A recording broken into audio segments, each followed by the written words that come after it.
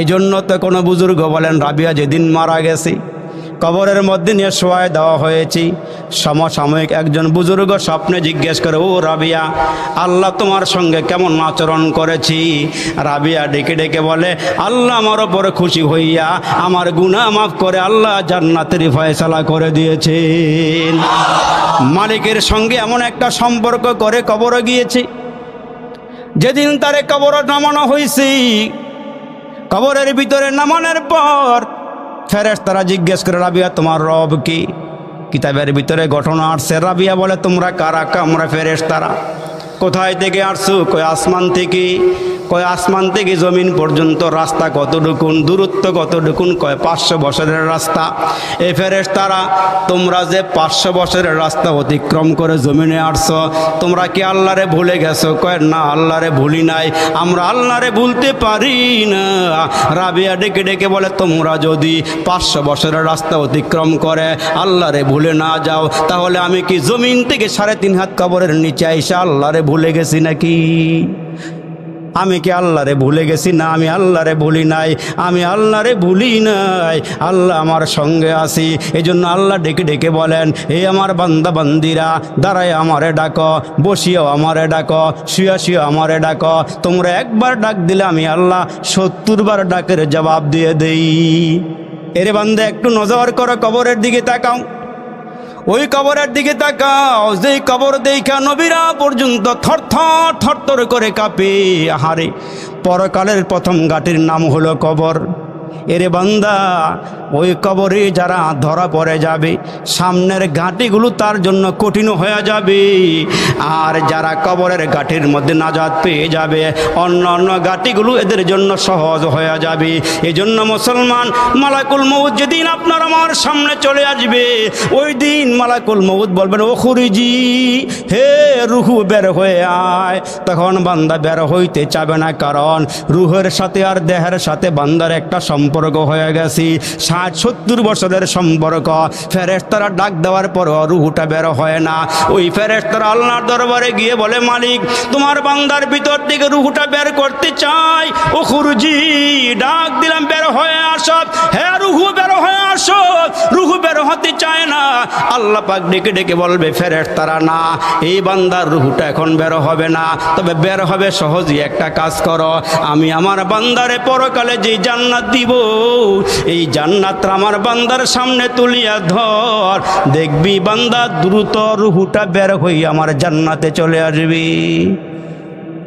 তখন আল্লাহ বলবেন, ফেরেশতারা, তোমরা ডাক দিও না, আমি ডাক দেই। ইয়া আইয়াতুহান নাফসুল মুতমাইন্নাহ, ইয়া আইয়াতুহান নাফসুল মুতমাইন্নাহ, ইরজিই ইলা রাব্বিকি রাদিয়াতাম মারদিয়াহ। আল্লাহ বলবেন, হে পবিত্র নফস, পবিত্র রুহু, হে সফলতার রুহু, বের হয়ে আসো, ফেরত আসো। আওয়াজ দিয়ে বলেন, আমাদের বাড়ি কি দুনিয়াতে না জান্নাতে? আওয়াজ হয় না, জোরে বলেন, আমাদের বাড়ি কি দুনিয়াতে না জান্নাতে? খাসনগর দিঘির পাড়ের মানুষ সকালে আদমপুর বাজারে গিয়া, কষ্ট হইতেছে, কষ্ট হইতেছে, আদমপুর বাজারে গিয়া একটা মুরগি কিনলেন। কি কিনলেন? মুরগি কিনা বাড়িতে আনলেন। মুরগি দেখতে বড় সুন্দর, নিয়ত করছেন এটা খাবো না, পালবো। আচ্ছা, আপনারা বলেন, ওই মুরগিটা পালতে গিয়া ঘরে আনলেন, ছেড়ে দিবেন না রশি দিয়া বাঁধবেন? কথা বলতে হবে তো। রশি দিয়া কেন বাঁধবেন? 3 দিন 4 দিন 1 সপ্তাহ বান্ধিয়া গড়টা চিনাইবেন, বাড়িটা চিনাইবেন। 1 সপ্তাহ পরে ছাইরা দিলে যেন আবার ঘুরিয়া ঘুরিয়া বাড়িটা চিন্না আসতে পারে। আমার আল্লাহ ডেকে ডেকে বলে, বান্দা, এরে খাসনগর দিঘির পাড়ের মানুষ, সোনার গায়ের মানুষ, আসলে তোমার বাড়ি দিঘির পাড় নয়, তোমার বাড়ি সোনার গায়ে নয়, তোমার বাড়ি হইল জান্নাতে। দুনিয়ার মধ্যে পাঠাইলাম বান্দা, এরে বান্দা, আবার তোমাদেরকে দুনিয়ার দিকে ঘুরে ঘুরে আমার জান্নাতে নিয়ে আসবো। এ দুনিয়া তোমার বাড়ি নয়, জান্নাত তোমার বাড়ি। দুনিয়ার মধ্যে ঘুরায় ফিরাই আমি তোমাদেরকে আবার জান্নাতে নিয়ে আসব। এই জন্য আল্লাহ বলেন, ইয়া আইয়াতুহান নাফসুল মুতমাইন্নাহ, হে মুতমাইন নফস, তুমি চলে আসো, তোমার বাড়িতে ফিরে আসো। তখন রুহুটা বের হয়ে আসবি। রুহুটা বের হয়ে যখন আসবি, মোমেন হইলে রুহুটা জান্নাতে চলে যাবে, আর মোমেন না হইলে জাহান্নামে। এই জন্য পায়ে হাত দিয়া বলিয়া যাই, রে বাবা, ওই কবরের কথা চিন্তা করো, কবরের কথা চিন্তা করো। পয়গম্বর ঈসা আলাইহিস সালাম মানুষকে কালিমার দাওয়াত দেয়, এক আল্লাহর দিকে ডাকে। পয়গম্বরকে আল্লাহ একটা মুজিজা দান করেছিলেন, কবরের কিনারায় গিয়ে দাঁড়াইয়া মুর্দা মানুষকে ডাক দিলে আল্লাহর হুকুমে জিন্দা হয়ে যাইত। আর একটু জোরে কোন, মুর্দা মানুষকে জিন্দা করার ক্ষমতা কার? দিয়েছেন পয়গম্বর ঈসা আলাইহিস সালামকে। তখন হযরতে আদম আলাইহিস সালাম হরিণের দলকে বলতেছে, হরিণেরা, তোমরা যে আমাকে দেখতে আসছো, তোমাদেরকে কিছু মেহমানদারি করানো উচিত।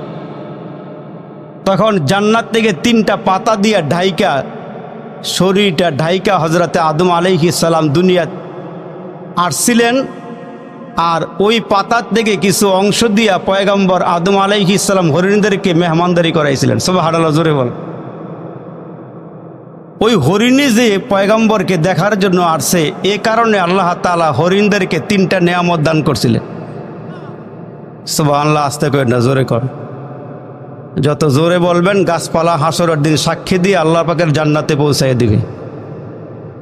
একবার সুবহানাল্লাহ বললে জান্নাতে একটা ফল গাছের মালিক হওয়া যায়, সাথে সাথে আল্লাহ গুনাহ মাফ করে দেয়, মিজানের পাল্লার ওজনকে ভারী করে দেয়, আল্লাহ পাক নাজাত দিয়া জান্নাত দিয়া দেয়। তো হরিণকে আল্লাহ পাক কয়টা নিয়ামত দিলেন? আর জোরে বলেন, কয়টা? হরিণেরা পয়গম্বরকে দেখার জন্য আসছে, এই জন্য আল্লাহ তাআলা হরিণদেরকে 3টা নিয়ামত দিলেন। 1 নম্বর নিয়ামত হইল আল্লাহ তাআলা হরিণের সৌন্দর্য বাড়াইয়া দিলেন। প্রাণীর মধ্যে হরিণের সৌন্দর্য কম না বেশি? আওয়াজ দিয়ে বলেন, কম না বেশি? 2 নম্বরে আল্লাহ তাআলা দুনিয়াতে আমাদের জন্য যত গোশত হালাল করছেন, যত মজাদার গোশত আছে, তার মধ্যে আল্লাহ তাআলা হরিণের গোশতকে সবচেয়ে বেশি মজাদার বানায় দিয়েছেন। 3 নম্বর যে নিয়ামতটা আল্লাহ তাআলা হরিণদেরকে দান করলেন, সেটা হলো আল্লাহ পাক রব্বুল আলামিন হরিণদেরকে একটা মৃগনাভি দিলেন, কস্তুরী দিলেন, ছোট ছোট দানা। এই কস্তুরীর ঘ্রাণ একবার গায়ে লাগাইলে পুরো এলাকা মুখরিত হয়ে যায়। সুবহানাল্লাহ, জোরে বল। আমরা যে কস্তুরী লাগাই, এটা 14 নম্বর কস্তুরী। তো হরিণগুলো যখন এই 3টা নিয়ামত পায়া জঙ্গলের ভিতরে চলে গেল, পুরা জঙ্গল মুখরিত হয়ে গেল, পুরা জঙ্গলের ভিতরে মৌ ঘ্রাণ শুরু হয়ে গেল, চতুর্দিকে ঘ্রাণ আর ঘ্রাণ। অন্য হরিণীরা ডেকে ডেকে বলে, কিরে এত সুন্দর ঘ্রাণ কোথায় থেকে আসি? জঙ্গলার ভিতর থেকে এত সুন্দর ঘ্রাণ কোথায় থেকে আসি? পুরা জঙ্গলা ঘ্রাণে ভরপুর হয়ে গেছে, মৌ শুরু হয়ে গেছি। অন্য হরিণীরা ঘ্রাণ পাইয়া ওই হরিণীদের কাছে চলে আসছি। সুবহানাল্লাহ কোন। যখন এই মৃগনাভির ঘ্রাণে পুরা জঙ্গলা যখন মৌ শুরু হয়ে গেছে ঘ্রাণে, তখন আরেক দল হরিণ চিন্তা করে, কিরে এত সুন্দর ঘ্রাণ কোথায় থেকে আসতেছে? তখন অন্য হরিণগুলো এই হরিণদেরকে দেখার জন্য আসছে, আইসা খোঁজখবর নিতেছে আর বলতেছে, ভাই তোমরা বলো, তোমাদের শরীর থেকে এত সুন্দর ঘ্রাণ কেন আসতেছে?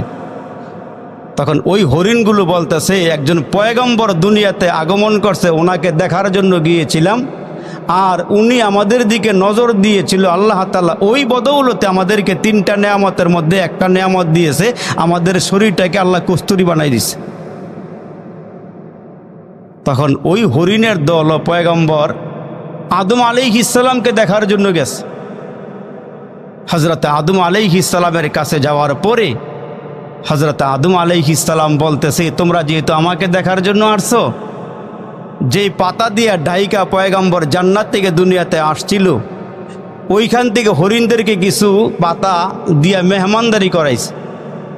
কিন্তু এদের মধ্যে এরা পয়গম্বরের মাধ্যমে দুইটা নেয়ামত পাইছে, একটা নেয়ামত পায় নাই। একটা নেয়ামত হলো হরিণের সৌন্দর্য বাইরে গেছে, 2 নম্বরে হরিণের গোশতের সুস্বাদু ঠিকই আছে, কিন্তু এরা গ্যারানটা পায় নাই।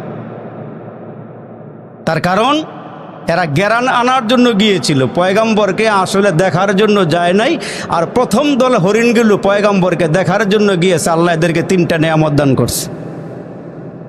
আর একটু জোরে বলেন। এই যে আপনারা আজকে এখানে আসছেন, এখানে এসে বসছেন, কেউ আসছেন যে আরবি হুজুরের শোরটা অনেকদিন ধরে শুনিনি, একটু শুনে আসি। কেউ মনে করছেন যে আরবি হুজুরের সাথে দেখা হয় অনেকদিন, হুজুরের কণ্ঠটা কেমন আগের মতো আছে কিনা একটু দেখে আসি। যে যেমন নিয়ত করবেন তেমন ফল পাইবেন। যার নিয়ত ভালো তার ফলও ভালো। যারা এখানে আল্লাহকে রাজি আর খুশি করার জন্য আসছেন, এরা আল্লাহকে রাজি আর খুশি করে বাড়িতে যাবেন। আর যারা অন্য নিয়ত করে বসে রয়েছেন, এরা এমনই পাইবেন। ঠিক কিটা জোরে কর, একটা আওয়াজটা বাড়ায় দিয়ে এখন ঠিক নেবে ঠিক। এই জন্য নিয়তকে সুন্দর করে বসেন। আমাদের দিকে তাকায় আছেন কে?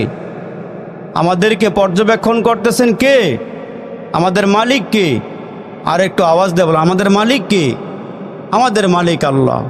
এই জন্য আপনার আমার রব, আমার মালিক আল্লাহ ডেকে ডেকে বলেন, ও বান্দা, দুনিয়ার মধ্যে যত মাখলুক আছে, বান্দা কোনো মাখলুককে তোমাদের মতো এত সুন্দর করে বানাই নাই। এরে বান্দা, তোমার চোখের দিকে তাকায় দেখো চোখগুলো কত সুন্দর, তোমার ঠোঁটের দিকে তাকায় দেখো তোমার ঠোঁটগুলো কত সুন্দর, তোমার মুখের ভিতরে জিহ্বার দিকে তাকায় দেখো রে বান্দা, এই জিহ্বাটার মধ্যে আমি আল্লাহ এমন একটা মেশিন ফিট করে দিলাম। দুনিয়ার যত নিয়ামত খাইবা, নিয়ামতের স্বাদ ভিন্ন ভিন্ন মজা পাইবা। এজন্য আমার মালিক ডেকে ডেকে বলে, বান্দা, আমি কোনো প্রাণীর জিহ্বার দিকে তাকাইয়া থাকি না। যত মাখলুক দুনিয়াতে পাঠাইছে রে বান্দা, কোনো মাখলুকের জিহ্বার দিকে আমি আল্লাহ তাকাই না। 24টা ঘন্টা আমি আল্লাহ আদম সন্তানের জিহ্বার দিকে তাকাইয়া থাকি। আর আমি বান্দার দিকে তাকায়া তাকায়া বলি, বান্দা, তোমার ছেলে মেয়েরে সময় দিলা, তোমার বিবিরে সময় দিলা, এরে বান্দা দোকানে সময় দিলা, চাকরিতে সময় দিলা, আমার জন্য একটু সময় হলো না। এই জন্য আল্লাহ ডাক দিয়া দিয়া কয়, বান্দা, ইয়া আইয়ুহাল ইনসানু মা গররাকা বিরব্বিকাল কারীম। ওই কারিম রব, কারিম রব কারে বলা হয়? কারিম রব এমন একজন রব, এমন একজন মালিককে বলা হয়, যিনি চাওয়ার আগে দান করেন, তারই বলা হয় কারিম রব। আওয়াজ দিয়ে বলেন, আমরা কি আল্লাহর কাছে চক্ষু চাইছিলাম? মানুষগুলো সবকে বোবা না গোরস্থান বুঝেছেন। আমরা কি আল্লাহর কাছে চক্ষু চাইছিলাম? আমরা কি জবান চাইছিলাম? আমরা কি হাত চাইছিলাম? আমরা কি পা চাইছিলাম? যিনি না চাওয়ার আগে দান করেন, উনি হইল কারিম রব। ওই মালিক আল্লাহ ডেকে ডেকে বলে, বান্দা, 24টা ঘন্টা আমি আল্লাহ তোমার জিহ্বার দিকে তাকায়া থাকি। তোমরা নি খাসনগর দিঘির পারে বৈশা বৈশা আমার একবার আল্লাহ কয়া ডাক দাও। এরে বান্দা, তোমার জিহ্বার মধ্যে ইলিশ মাছের মজা এক রকমের দিলাম, চিংড়ি মাছের মজা আর এক রকমের দিলাম। এরে বান্দা, তোমার আমি আল্লাহ একটা কপাল দান করলাম। এরে বান্দা, তোমার আমি একটা কপাল দান করলাম। এই কপালটা আমি আল্লাহ তোমারে দান করলাম রে বান্দা। বান্দা, তুমি যখন এই ফরসে আমার নিয়তে আমাকে খুশি করার জন্য সেজদা করো, বান্দা তুমি যখন আমারে সেজদা করো, তুমি সেজদা করো ফরসে, সেজদা কবুল হয়ে গেলে চলে যায় মাওলা পাকের আরশে। বান্দা, একটা সেজদার বিনিময়ে হাসরের কঠিন ময়দানে আমি আল্লাহ তোমাকে জাহান্নাম থেকে নাজাত দিয়ে জান্নাত দিয়ে দিব। আল্লাহকে ভালোবাসো, আল্লাহকে মহাব্বত করো রে বান্দা। এজন্য আমার আল্লাহ ডেকে ডেকে বলে, বান্দা, তুমি আমারে বেশি মহাব্বত করবো, আমি আল্লাহ এটাই তোমার নিকটে চাই। জগতের একজন পাগলনি মহিলা আল্লাহর বান্দি রাবেয়া সারা রাত নামাজে দাঁড়ায়া দাঁড়ায়া ফজরের আগে আগে নিজের কাপড়ের আঁচলটা বাড়াইয়া দিয়া, নিজের কাপড়ের আঁচলটা বাড়াইয়া দিয়া দুইটা হাত উপরের দিকে ভাসাইয়া আল্লাহকে ডেকে ডেকে বলে, মালিক আল্লাহ, তোমার কাছে গাড়ি চাই না, বাড়ি চাই না, ইজ্জত সম্মান কিছুই চাই না। আল্লাহ, তোমার কাছে আমি যে জিনিসটা চাই, আমার এই কাপড়ের আঁচলটা তোমার মোহাব্বত দিয়া ভরপুর করে দাও। এই রাবিয়া মাওলাকে খুশি করার জন্য এত ইবাদত করেছি, এত বন্দেগী করেছি।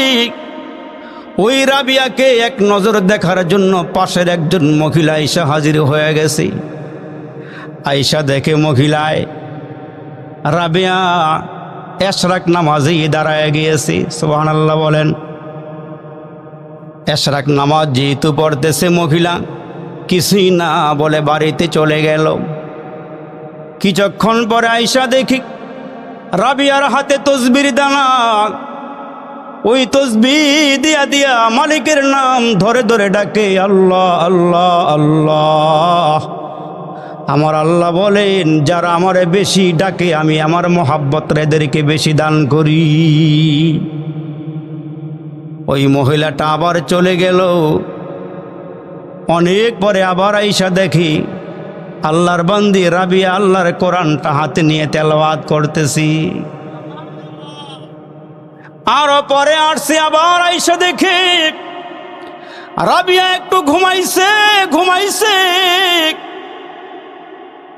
মহিলাটা আবার চলে গেল। জোহরের আগে আগে আসছে, আয়েশা দেখে আবার নামাজে দাঁড়ায় গিয়েছি। এমন করে করে সারা দিন পার করে দেখি একটার পরে একটা ইবাদত, একটার পরে একটা ইবাদত। আমার আল্লাহ ডাক দিয়ে, জগতের মানুষ, তোমাদেরকে আমি আল্লাহ অনর্থক বানাই নাই, ও কারণে বানাই নাই, নিষ্প্রয়োজনে বানাই নাই। আমার আল্লাহ কত সুন্দর করে আপনাকে আমাকে বয়ান করেন। আফা হাসিবতুম আন্নামা খলাকনাকুম আবাসা ওয়া আন্নাকুম ইলাইনা লা তুরজাউন।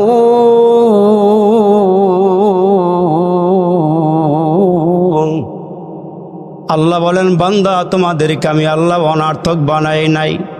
চায়ের দোকানে বৈশা টিভি দেখবা, এই জন্য আমি আল্লাহ বানাই নাই। এরে বান্দা, চায়ের দোকানে বৈশা বৈশা গল্প গুজব করবা, এই জন্য আমি বানাই নাই। এরে বান্দা, হান্ডা গুলি মারবা, এই জন্য বানাই নাই। বেহুদা অনার্থক কথাবার্তা বলবা, এই জন্য আমি আল্লাহ বানাই নাই। যদি খাসনগর থেকে আল্লাহরে জিজ্ঞেস করি, আল্লাহ কি জন্য আমরা রে বানাইছে, একটু কও। আল্লাহ কি সুন্দর করে আপনারে আমারে জানায় দিলেন, ওমা খালাকাতুল জিন্না ওয়াল ইনসা ইল্লা লিয়াবুদুন।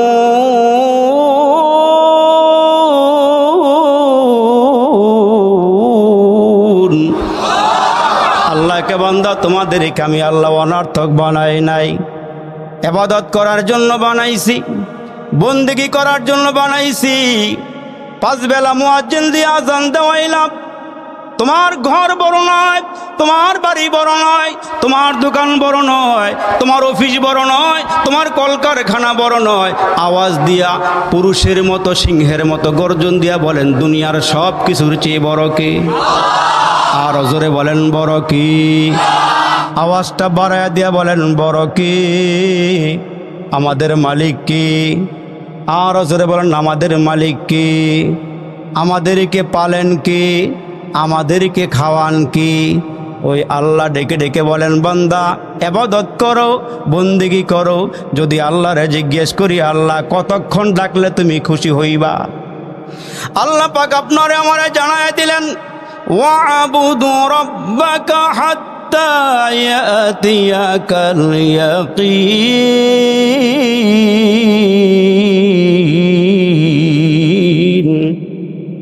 আল্লাহ বলেন, মৃত্যু আসার আগ পর্যন্ত আমার ইবাদত করতে হবে।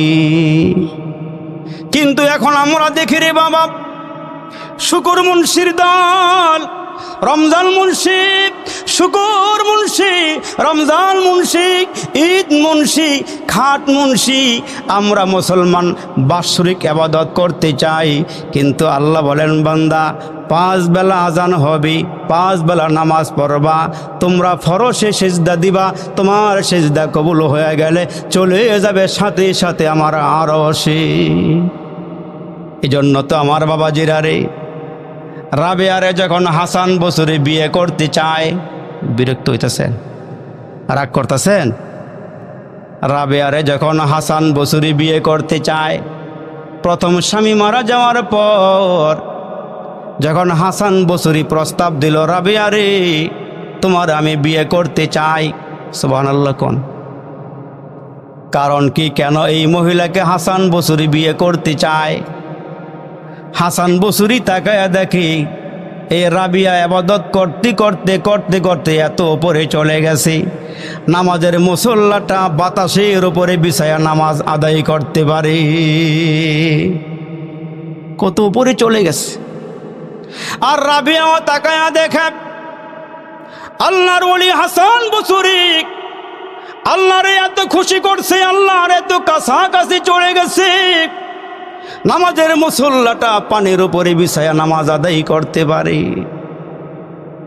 হাসান বসরি যখন প্রস্তাব দিয়েছে, রাবিয়া রে তোমার আমি বিয়ে করতে চাই, রাজি আসনি বলো? রাবিয়া ডেকে ডেকে বলে, আল্লাহর বলি আমি আপনার বয়ান শুনি, আপনার বয়ান না শুনলে আমার ভালো লাগে না, আপনার বয়ান শুনলে দিল নরম হয়ে যায়, আপনার বয়ান শুনলে ইবাদত করতে বড় ভালো লাগে, আপনি যেহেতু প্রস্তাব দিয়েছেন বিয়ে করবেন অসুবিধা নাই, তবে আপনার কাছে আমার 4টা প্রশ্ন আছে, এই প্রশ্নের জবাব দিতে পারলে নির্দ্বিধায় নির্বিঘ্নে আপনার সঙ্গে আমার বিয়ে হয়ে যাবে।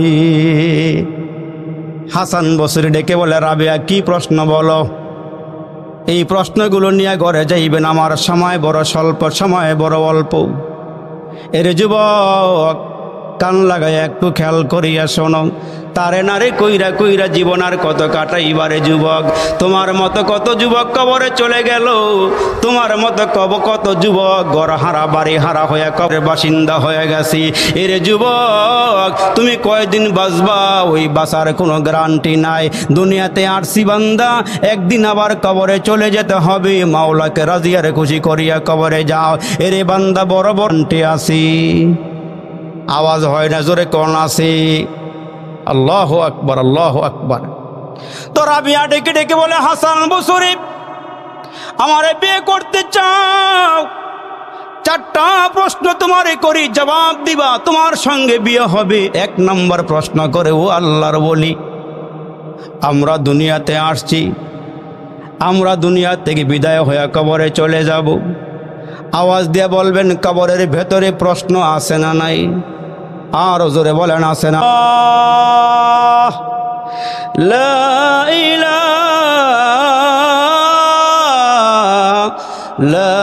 ইলাহা আনা ফা'বুদুনি।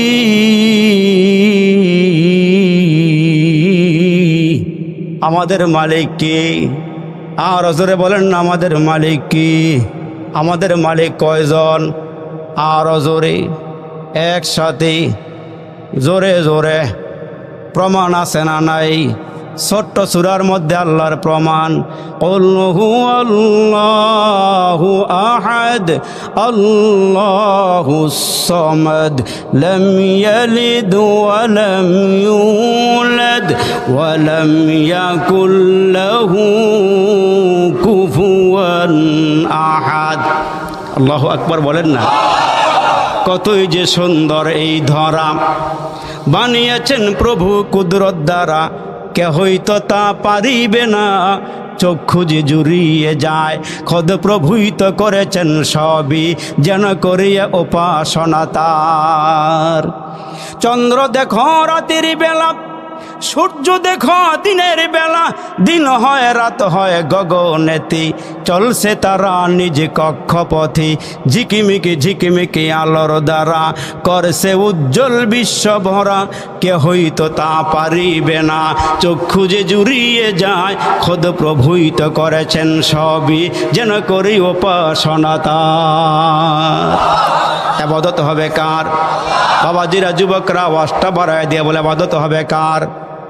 আর জোরে বলেন না কার? এ মুসলমান ভাইরা, রাবিয়া ডেকে বলে হুজুর আমারে বিয়ে করবেন, অসুবিধা নাই। এক নম্বর প্রশ্ন, কবরে 3টা প্রশ্ন করা হবে। ধনী নাই, গরিব নাই, রাজা নাই, বাদশা নাই, প্রজা নাই, নেতা নাই, এ মুসলমান কর্মী নাই, সবাইকে প্রশ্নটা করা হবে।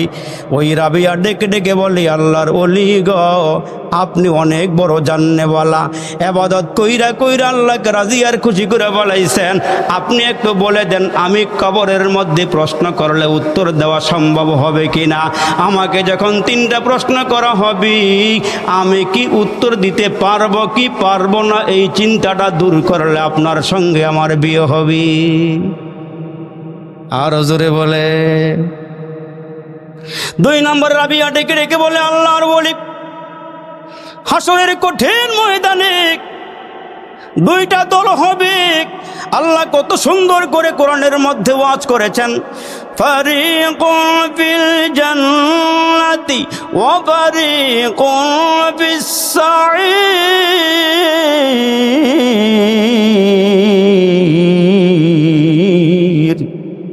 হাসরের ময়দানে দল হবে 2টা। জোরে বলেন না কয়টা?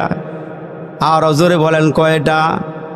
এক দল হবে জান্নাতি, আরেক দল হবে জাহান্নামী। এক দলের আমলনামা ডান হাতে আসবে, ওই মানুষগুলো সোজা আল্লাহর জান্নাতে চলে যাবে। আর যাদের আমলনামা বাম হাতে আসবে, ওই আমলনামাটা বাম হাতে দেওয়ার পর এত সহজে বাম হাতে আমলনামা দেওয়া হবে না। এরে যুবক, কিসের নেশায় এত ঘুরাঘুরি করো? এরে যুবক, আমার প্রাণের ভাইরা, হাতটাকে পিছন দিক দিয়া নিয়া পিঠের ভিতর দিয়া ঢুকাইয়া কলিজাটা সেদা করে বুক দিয়া হাতটা বাড়ি করিয়া আমলনামাটা দেওয়া হবে। তখন বান্দা বলবে কি করলাম রে, কি করলাম রে, কি করলাম, সোনার যৌবন হেলায় খেলায় খোয়াইলাম তারে না রে, কইরা কইরা জীবন কাটাইলাম, আমরা সবাই জান্নাতেরই রাস্তা হারাইলাম। ওই মানুষগুলো বাম হাতে আমলনামা পাওয়ার পর এত চিৎকার মারবে, চিৎকার, পাগল পারা হয়ে যাবে হাসরের কঠিন ময়দানে। ওই মানুষগুলো আব্বারে তালাশ করবে, মারে তালাশ করবে, ভাই তালাশ করবে, বোনকে তালাশ করবে, বন্ধুকে তালাশ করবে। আহারে, আজকে কঠিন মুসিবতের দিনে কেউ আমার আপন না, কেউ আমার কিনারায় নাই, কেউ আমার কাছে নাই নাই নাই। ওই মানুষগুলো পাগল পারা হইয়া হাসরের ময়দানে দৌড়াইতে শুরু করবে। ওই মানুষগুলো চিৎকার করবে আর বলবে আল্লাহ আবার দুনিয়াতে পাঠাও। আলেম ওলামার কথা বিশ্বাস করি নাই, বয়ান ভালো লাগে নাই, কোরআন বিশ্বাস করি নাই, হাদিস বিশ্বাস করি নাই, আল্লাহ আমাদেরকে দুনিয়াতে আবার পাঠাও। আল্লাহ দুনিয়ার থেকে তোমার বন্দেগি করে আবার আসব। আল্লাহ বলেন বান্দা 60 বছরের হায়াত দিয়া তোমাকে ছেড়ে দিয়েছিলাম রে বান্দা, ওই মুহূর্তে ফজরের আজান হলো তুমি মসজিদে যাও নাই, এরে বান্দা জোহরের আজান হইলো তুমি মসজিদে যাও নাই, আসরের আজান হয়ে গেল, মাগরিবের আজান হয়ে গেল, এশার আজান হয়ে গেল, তুমি তো আল্লাহর ঘরে মসজিদে যাও নাই। ওই হাসরের ময়দানে বান্দা চিৎকার করতে করতে পাগল পারা হয়ে যাবে, ওই দিন কোনো কাজে আসবে না। ওই চিন্তা করে রাবিয়া হাসান বসুরিকে ডাক দিয়া বলে ও আল্লাহর ওলি, হাসরের কঠিন ময়দানে 2টা দল হবে, এক দল হবে জান্নাতি আর এক দল হবে জাহান্নামী। এক দলের আমলনামা ডান হাতে আসবে, আর এক দলের আমলনামা বাম হাতে আসবে। আল্লাহ পাক রব্বুল আলামিন কত সুন্দর করে আমাদেরকে জানাইয়া দিলেন, এরে বান্দা হাসরের ময়দানে 2টা দল হবে, এক দল হবে জান্নাতি আর এক দল হবে জাহান্নামী। রাবিয়া ডেকে ডেকে বলে আল্লাহর বলি, আমি কোন দলের হব, জান্নাতি না জাহান্নামী? এই চিন্তাটা দূর করে দিলে আপনার সঙ্গে আমার বিয়ে হবে। প্রশ্ন গেল কয়টা? আরো জোরে বলেন না কয়টা? রাবিয়া ডেকে ডেকে বলে আল্লাহর বলি, এই আল্লাহর বলি, 3 নম্বরে আরেকটা জিনিস আমি জানতে চাই, আমি ঈমান নিয়ে মরতে পারবো কি পারবো না, আপনি আমার এই টেনশনটা দূর করে দেন। আল্লাহু আকবার, জোরে বলেন। দুনিয়ার মধ্যে সবচেয়ে দামি দৌলতের নাম, সবচেয়ে দামি দৌলতের নাম হলো ঈমান। যার ঈমান নাই তার কোনো কিছুই নাই। যার ইমান আছে তার সব কিছু আছে। একজন ইমানদারের দাম কত জানেন?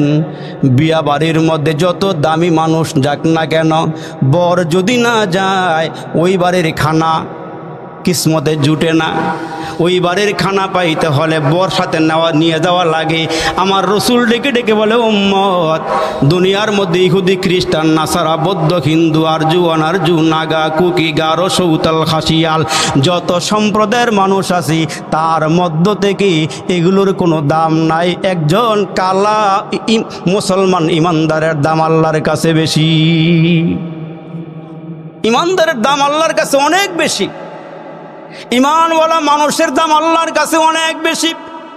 সাহাবীদেরকে আল্লাহ পাকের রাসূল ডেকে ডেকে বলে, শোনো সাহাবীরা, যতদিন পর্যন্ত একজন ইমানদার জমিনে থাকবে আল্লাহ পাকের দুনিয়ার সিস্টেম চালু থাকবে। সুবহানাল্লাহ বলেন। তাহলে ইমানদারের দাম আছে না নাই?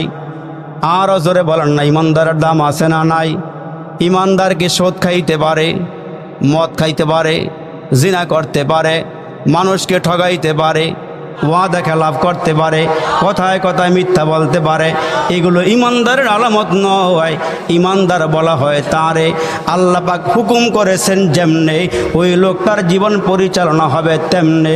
তাহলে ওই লোকটা হবে ইমানদার। রসুল ডেকে ডেকে বলেন, ইমান নিয়ে মরতে পারলে ওই লোকটার জন্য আল্লাহ জান্নাত তৈয়ার করে রেখেছে। এই তিনটা প্রশ্ন করার পরে 4 নম্বর প্রশ্ন রাবিয়া করতেছে হাসান বসরিকে, ও আল্লাহর ওলি, 4 নম্বর প্রশ্নের জবাবটা দেন, আপনার সঙ্গে আমার বিয়ে হবে। কয় কি সেটা? কয় হাসরের ময়দানে একটা ব্রিজ হবে। ওই ব্রিজটা ওপরের দিকে উঠবে 10,000 বছরের রাস্তা, নিচের দিকে নামবে আবার 10,000 বছরের রাস্তা, আরও আঁকা বাঁকা পথ হবে 10,000 বছরের রাস্তা। ওগো আল্লাহর ওলি, ওই 30,000 বছরের পুলসিরাতরা আমি পার হতে পারবো কি পারবো না, ওই টেনশনটা একটু দূর করে দেন, আপনার সঙ্গে আমার বিয়ে হবে। হাসান বসরি এত জ্ঞানী মানুষ, এত বড় আল্লাহওয়ালা, এত বড় বুজুর্গ, সারা রাত যেই লোকটার পিঠটা জমিনে লাগে না, দাঁড়ায় দাঁড়ায় নামাজ পড়ে, ইবাদত বন্দেগী করে, উনি ওই মুহূর্তে ডেকে ডেকে বলে, রাবিয়া রে, এই প্রশ্নগুলোর জবাব আমার পক্ষে দেওয়া সম্ভব নয়। আওয়াজ দিয়ে বলেন না আল্লাহু আকবার। আমার পক্ষে সম্ভব নয়। তো রাবিয়া ডেকে ডেকে বলে, আল্লাহর ওলি, আমি যখন রাতের বেলা ঘুমাইতে যাই, মাথাটা যখন বালিশের মধ্যে লাগাই, মাথাটা যখন বালিশের মধ্যে লাগাই, সেই মুহূর্তে আমার চোখে ঘুম আসে না। যেখানে আমি ঘুমাইতে পারি না সেইখানে স্বামী নিয়া আনন্দ করার মতো টাইম আমার নাই। আমি স্বামী নিব কেমনে? বাকি জীবনটা আমি আমার আল্লাহর জন্য সপর্দ করে দিয়েছি। আমি এই হায়াতটা আমার আল্লাহর জন্য রেখেছি, দুনিয়ার কারো জন্য রাখি নাই। এই জন্য তো কোনো বুজুর্গ বলেন, রাবিয়া যেদিন মারা গেছে কবরের মধ্যে নিয়ে শোয়ায় দেওয়া হয়েছে।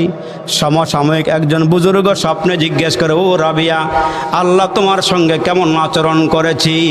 রাবিয়া ডেকে ডেকে বলে, আল্লাহ আমার ওপরে খুশি হইয়া আমার গুনাহ মাফ করে আল্লাহ জান্নাতের ফয়সালা করে দিয়েছেন। মালিকের সঙ্গে এমন একটা সম্পর্ক করে কবরে গিয়েছে। যেদিন তারে কবরে নামানো হয়েছে, কবরের ভিতরে নামানোর পর ফেরেশতারা জিজ্ঞেস করে, রাবিয়া তোমার রব কি? কিতাবের ভিতরে ঘটনা আসছে। রাবিয়া বলে, তোমরা কারা? আমরা ফেরেশতারা। কোথায় থেকে আসছো? কয় আসমান থেকে। কয় আসমান থেকে জমিন পর্যন্ত রাস্তা কতটুকুন, দূরত্ব কতটুকুন? কয় 500 বছরের রাস্তা।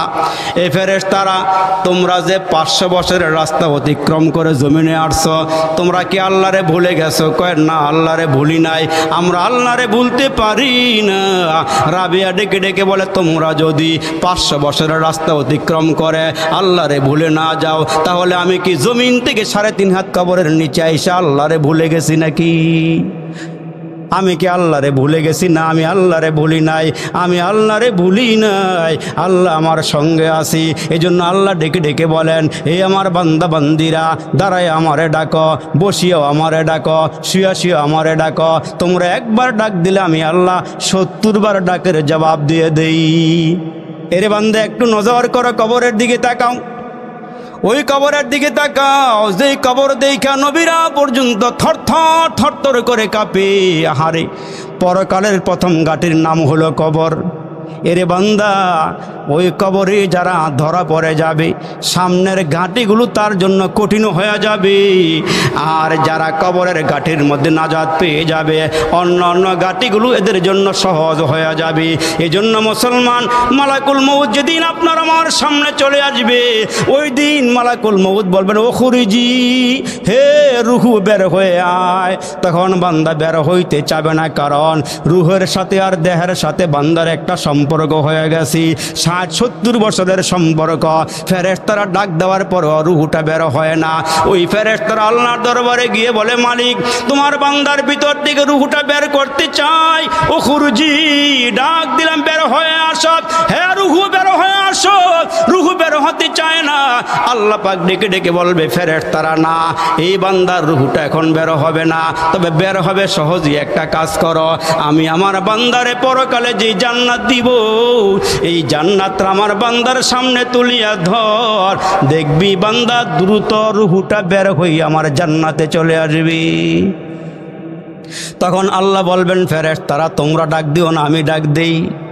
ইয়া আইয়াতুহান নাফসুল মুতমাইন্নাহ, ইয়া আইয়াতুহান নাফসুল মুতমাইন্নাহ, ইরজিই ইলা রাব্বিকি রাদিয়াতাম মারদিয়াহ। আল্লাহ বলবেন, হে পবিত্র নফস, পবিত্র রুহু, হে সফলতার রুহু, বের হয়ে আসো, ফেরত আসো। আওয়াজ দিয়ে বলেন, আমাদের বাড়ি কি দুনিয়াতে না জান্নাতে? আওয়াজ হয় না, জোরে বলেন, আমাদের বাড়ি কি দুনিয়াতে না জান্নাতে?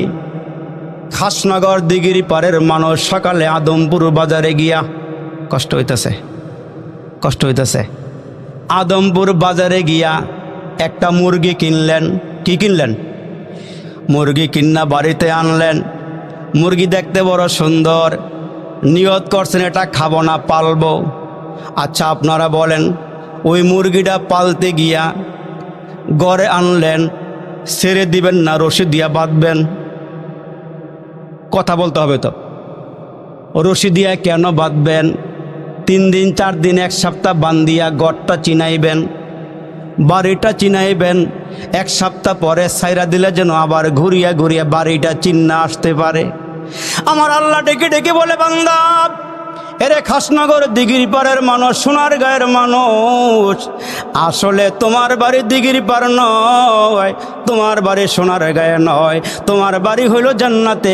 দুনিয়ার মধ্যে পাঠাইলাম বান্দা, এরে বান্দা, আবার তোমাদেরকে দুনিয়ার দিকে ঘুরে ঘুরে আমার জান্নাতে নিয়ে আসবো।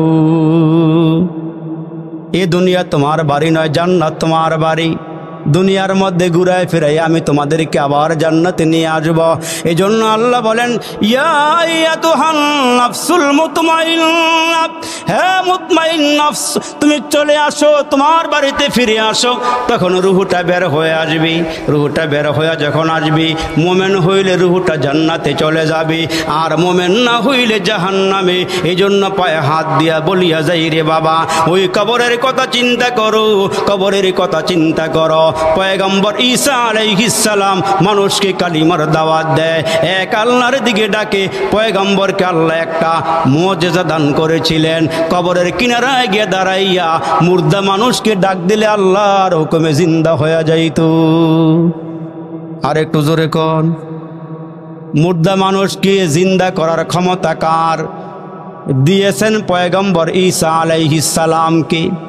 পয়গম্বর ঈসা আলাইহিস সালাম কবরের কিনারায় দাঁড়াইয়া মুর্দা মানুষকে ডাক দিলে কবরের ভিতর থেকে মুর্দা জিন্দা হয়ে যাইত। আল্লাহু আকবার বলেন। কওমের লোকেরা ডাক দেখে, ও পয়গম্বর, 1 মাস আগে মারা গেলে, 2 মাস আগে মারা গেলে তাজা মানুষের বডির থেকে রুহু হয়তো ফিরে আসতেও পারে। হয়তো অনেক মানুষ মারাও যায় না, রুহুটা ভিতরে চাপা দিয়ে থাকে, ওই মানুষকে জিন্দা করাইয়া দেখানো সম্ভব। আপনি একটা কাজ করেন, সেই কাজটা হইল বহুদিন আগে যেই মানুষটা মারা গেছে, হাড় গরু নষ্ট হয়ে গেছে, এমন একটা মানুষ জিন্দা করতে পারলে আপনার ডাকে সারা দিয়া কালমা পরে মুসলমান হয়ে যাব। পয়গম্বর ঈসা কয় তাহলে চলো আমাকে নিয়ে যাও। পুরাতন একটা কবর, 400 বছরের আগের কবর। কয়শো বছর? রাগ করতেছেন মনে হয় না? 400 বছরের আগের কবর। ওইটার কিনারায় গিয়া পয়গম্বর দাঁড়ায় গিয়েছে। ঈসা আলাইহিস সালাম দাঁড়ায় যাওয়ার পর কওমের লোকেরা ডেকে বলে, ঈসা এই কবরের কিনারায় দাঁড়াইয়া ডাক দাও তো দেখি তোমার আল্লাহর কি ক্ষমতা আছে, দেখি মরা মানুষ তোমার দ্বারা জিন্দা আল্লাহ করাইতে পারেনি। পয়গম্বর ঈসা আলাইহিস সালাম 400 বছর আগের কবরের কিনারায় দাঁড়াইয়া ডাক দিয়ে বলতেছেন, কুম বিইজনিল্লাহ, আল্লাহর হুকুমে জিন্দা হয়ে যাও। ডাক দেওয়ার সঙ্গে সঙ্গে কবরের ভিতর থেকে একটা মানুষ জিন্দা হয়ে দাঁড়ায় গেছে। আর জোরে বলে, আমগো আল্লাহর ক্ষমতা আছে না নাই? আমগো আল্লাহর ক্ষমতা আছে না নাই? এ মুসলমান ইহুদিরা মানে 2 খোদা, নাসারারা কয় 3 খোদা, আর হিন্দুরা কয় 33 কোটি দেবতা। আমরা কই আমগো এত খোদা লাগে না, আমগো খোদা কয়জন? আর জোরে কয়জন? হিন্দুরা কয় মেঘের লেগে 1 খোদা, মারামারির লেগে 1 খোদা, ফিরাইবার লাগে আর 1 খোদা। আমরা কই আমগো এত খোদা লাগে না, আমগো খোদা কয়জন? আর জোরে আওয়াজ করে মিছিল করে, আমাদের রব কয়জন? যখন ঈসা আলাইহিস সালাম মরা মানুষটা জিন্দা করলেন কার হুকুমে? জোরে বলেন, কার হুকুমে? পয়গম্বর ঈসা আলাইহিস সালাম জিজ্ঞেস করে, মান আনতা মা ইসমুকা, তুমি কে, তোমার নাম কি? আমার নাম হলো শাম বিন নূহ, আমি হলাম পয়গম্বর নূহ আলাইহিস সালামের সন্তান, আমি হলাম নূহ পয়গম্বরের সন্তান। কয় তোমার মাথার চুল সাদা কেন, তোমার দাড়ি পাকা কেন?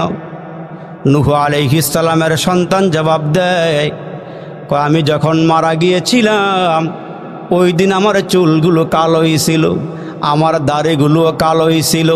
হঠাৎ করে আমি যখন ঘুমায় রইলাম, ঘুমের ঘরে একটা আওয়াজ পাইলাম, ওই আওয়াজের কারণে আমার মাথার চুল এবং দাড়িগুলো সাদা হয়ে গেছে। কয় কিসের আওয়াজ পাইছে বলো? শাম বিন নূহ ডেকে ডেকে বলে, ও গো পয়গম্বর, আমি কবরের ভিতরে ঘুমাইতেছিলাম, আমি মনে করেছি কিয়ামতের সিংহায় ফুৎকার হয়ে গেল নাকি, হাসরের কঠিন ময়দানের জন্য সিংহায় ফুৎকার হয়ে গেল নাকি, ওই চিন্তায় আমার মাথার চুলগুলো সাদা হয়ে গেছে, দাড়িগুলো সাদা হয়ে গেছে। এরে যুবক, ঈসা পয়গম্বরের আওয়াজ শুই না তার মাথার চুল সাদা হয়ে গেছে। এই জন্য আমার আল্লাহ বলবেন, হে মানুষ দুনিয়াতে যাইবানি। ওই মানুষগুলো বলবে, আল্লাহ দুনিয়াতে যাওয়ার আর দরকার নাই, যদি আবার মরণের সময় কষ্ট হয়, মৃত্যুর যন্ত্রণার সময় যদি কষ্ট হয়, এরে রব আমার আল্লাহ, আমাদের আর দুনিয়ার যাওয়া দরকার নাই। এরে বন্ধু, ঈসা পয়গম্বরের আওয়াজ শুই না কালা দাড়ি সাদা হয়ে গেছে, কালা চুল সাদা হয়ে গেছে। কিসের আমিত্ব, কিসের বাহাদুরি, কিসের বরত্ব দেখায়। হাসরের কঠিন ময়দানে আল্লাহ যদি বলেন ফেরেশতারা ধইরা নিয়ে আয়, এরে ধইরা নিয়ে আয়, আল্লাহ বলবেন, বান্দা আমি আদেশ করেছিলাম উদখুলু ফিস-সিলমি কাফা, পরিপূর্ণ ইসলামের ভিতরে দাখিল হয়ে যাও, তুমি কেন প্রবেশ করো নাই? তুমি কেন ইসলাম বুঝো নাই? তুমি কেন কোরআন বুঝো নাই? কেন কোরআন তেলাওয়াত করো নাই? কেন সুদ খাইছিলা? কেন ঘুষ খাইছিলা? কেন আমার হুকুম মানো নাই? কিসের বাহাদুরি, কিসের আমিত্ব, কিসের বরত্ব? এরে বান্দা তাকায়া দেখ, ফেরাউনকে আমি ধরলাম, কারুনকে আমি ধরলাম, সাদ্দাতকে আমি ধরলাম, আবু জাহেলকে আমি ধরলাম, নমরুদকে আমি ধরলাম, বড় বড় রাজ শক্তিগুলোকে আমি ধরলাম, কত ক্ষমতার চেয়ারের মালিককে আমি আশ্রইয়া দুনিয়াতে শেষ করে দিলাম, কত শক্তিশালী শক্তিশালী মানুষগুলোকে আমি চুবাইয়া চুবাইয়া শেষ করে দিলাম। ওই আল্লাহ যে আছে, আল্লাহ ডেকে ডেকে বলেন, আমি আল্লাহ সহজে ধরি না, আমার ধরা বড় শক্ত। ইন্না বাতশা রাব্বিকা লাশাদীদ, আমার ধরা বড় শক্ত, কিন্তু আমি সহজে ধরি না, কারণ আমার বন্ধু শেষ মুহূর্তে বিদায়কালে আমার ডেকে ডেকে বলছে, রব ও আমার আল্লাহ, আমার উম্মতের হায়াত কম, আমার উম্মতের হায়াতের ভ্যালু কম। আল্লাহ গুনাহ করার সঙ্গে সঙ্গে আযাব দিও না, গুনাহ করার সঙ্গে সঙ্গে শাস্তি দিও না। আল্লাহ ডেকে ডেকে বলে, ও আমার বন্ধু কি করতে হবে বলেন? ওগো আমার আল্লাহ, যেই কয়দিন দুনিয়াতে ছিলাম উম্মতের পাহারাদারি করছি, উম্মতের জন্য হাত বাড়াইয়া বাড়াইয়া কান্না করেছি। আল্লাহ এই মায়ের চেহারাওয়ালা মানুষগুলোকে জাহান্নামে দিও না। আল্লাহ আমার সামনে যদি আমার উম্মতগুলোকে জাহান্নামের আগুনে ফালাও, আমি সইতে পারবো না। ওগো মালিক, আমার উম্মতগুলোকে তওবা করার সুযোগ দিও, গুনাহ মাফ চাওয়ার সুযোগ দিও। আল্লাহ উম্মতের জন্য নির্দিষ্ট করিয়া দিও না। যখন এরা হাত বাড়াইবে এদের গুনাহগুলোকে মাফ করিয়া দিও। এরা যখনই হাত বাড়াইবে গুনাহ মাফ করে দিও। এরা ক্ষমা চাইলে আল্লাহ রাগ করিও না, মাফ করিয়া দিও। এই জন্য আল্লাহ ডেকে ডেকে বলেন, বান্দা তুমি যখন আমার চোখের সামনে চলে আসো, তোমার চোখ দিয়ে এক ফোঁটা দুই ফোঁটা পানি পড়ে যায়। এরে মুসলমান একটু খেয়াল করিয়া শোনেন, চোখ দিয়া পানি ফালান। আব্বা মারা গেছে কাঁদলেন, মা মারা গেছে কাঁদলেন, ভাই মারা গেছে কাঁদলেন, বন্ধু মারা গেছে কাঁদলেন। এই কাদা কিন্তু কাদা নয়। আপনি যদি আপনার গুনার ভয় হাত উঁচু করে এই চোখ দিয়া এক ফোঁটা দুই ফোঁটা পানি ফালাইতে পারেন, আমার নবীকে আল্লাহ ডাক দিয়ে কয়, বন্ধু আপনার উম্মতকে জানাইয়া দেন, আমার ভয় যদি এরা এক ফোঁটা দুই ফোঁটা চোখের পানি ফালাইতে পারে, এদেরকে একটা খুশখবরি দেন। ওই চোখের পানি যদি গড়াইয়া গড়াইয়া নাকের ডগায় আসে, নাকের ডগায় আসার আগে আগে আল্লাহ পাক বলেন এদের সব গুনাহ